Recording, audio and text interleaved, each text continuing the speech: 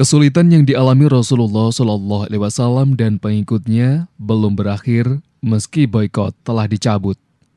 6 bulan setelah pencabutan boikot, Abu Thalib jatuh sakit dan akhirnya meninggal. Tekanan boikot terbukti terlalu berat baginya. Pada akhir menjelang meninggal, utusan Quraisy menjenguknya berbaring di tempat tidur. Di tempat inilah mereka menawarkan perdamaian pada Muhammad SAW, asalkan beliau mau menghentikan kritikannya pada keyakinan dan Tuhan mereka. Namun Rasulullah SAW mengabaikan tawaran itu, karena bagi beliau tidak ada Tuhan selain Allah dan Tuhan selainnya adalah batil. Ketika Abu Thalib dalam keadaan sekarat, Nabi mengunjunginya, sementara di sisinya sudah ada Abu Jahal. Beliau bertutur kepadanya, "Wahai pamanku, katakanlah, La ilaha illallah. Kalimat ini akan aku jadikan hujah untukmu di sisi Allah."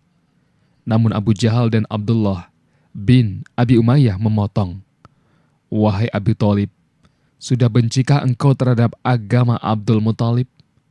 Keduanya terus mendesaknya demikian, hingga kalimat terakhir yang diucapkannya kepada mereka adalah, "Aku masih tetap dalam agama Abdul Muthalib." Beberapa saat setelah meninggalnya Abu Thalib, istri Rasulullah SAW Khadijah, ibunda kaum mukminin, juga meninggal. Kematian Abu Thalib dan Khadijah menandai berakhirnya sebuah era. Abu Thalib lebih dari sekedar bapak bagi Rasulullah SAW.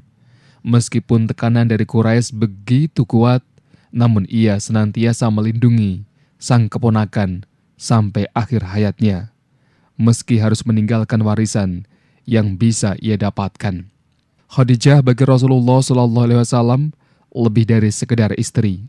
Beliau mengorbankan hartanya, tidak pernah putus dalam memberikan cinta, penghormatan, dan dukungan kepada Rasulullah SAW.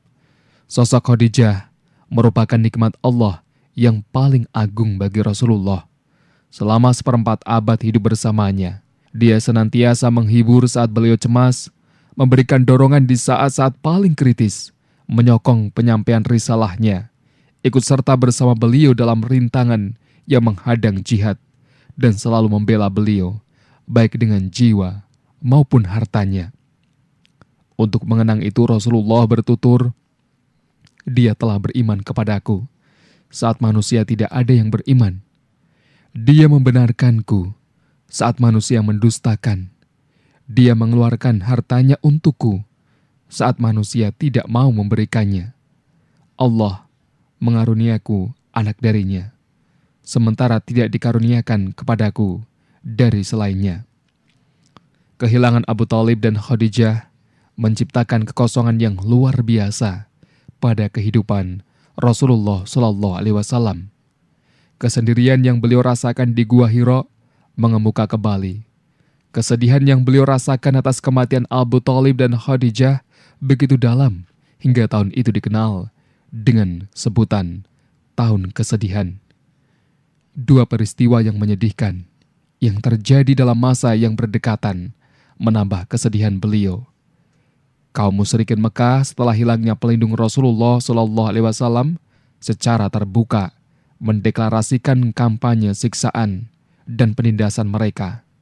Saat itu beliau memutuskan untuk meminta bantuan penduduk Taif. Pada bulan Syawal, Rasulullah SAW keluar menuju Taif, sekitar 6 km dari Mekah.